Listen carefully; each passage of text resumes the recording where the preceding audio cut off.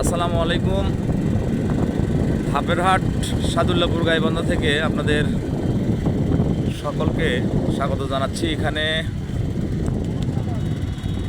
প্রায় 3 কিলোমিটার এলাকা জুড়ে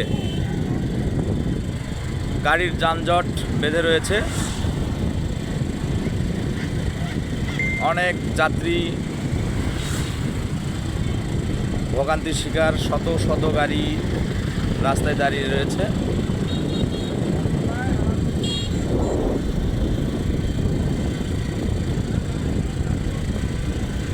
গত কয়েকদিন আগে ধাপেরহাট ইউনিয়নের আলীনগর গ্রামে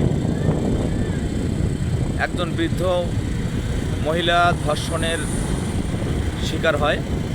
সেই ধর্ষক আইয়ুব আলীকে গ্রেপ্তারের দাবিতে অত্র এলাকার লোকজন এখানে মানববন্ধন এবং অবরোধ করছে। অবরোধটি প্রায় 1 ঘন্টা 20 মিনিট ধরে চলছে। আপনারা দেখতে পাচ্ছেন যে প্রচুর লোকজন এখানে রয়েছে। আমার কর্মস্থল এই ধাপেরহাট ইউনিয়ন।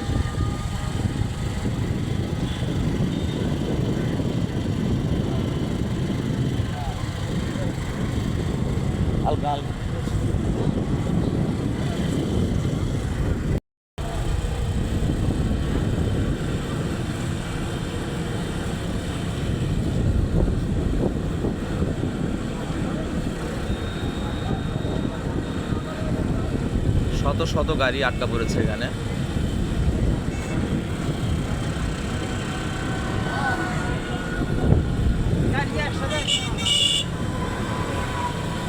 প্রায় 1 ঘন্টা 30 মিনিট এই অবরোধটি এখানে অব্যাহত আছে। প্রচুর যাত্রী গাড়ি থেকে নেমে রাস্তায় দাঁড়িয়ে পড়েছেন। জানি না যে কখন এই অবরোধ খুলবে।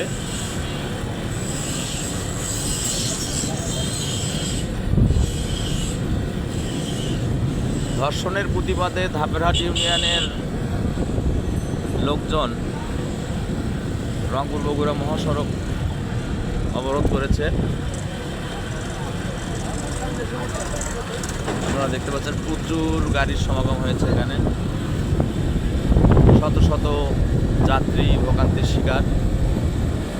তারপরেও জনমনে কোনো উৎকণ্ঠা রাগ নেই। তারা এই বিষয়টিকে, এই ধর্ষককে গ্রেপ্তারের জন্য আন্দোলনকারীদের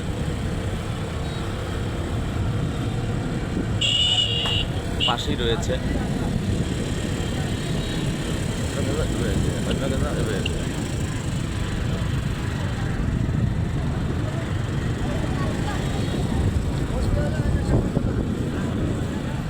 আমরা যেখানটায় রয়েছি এখানে থেকেই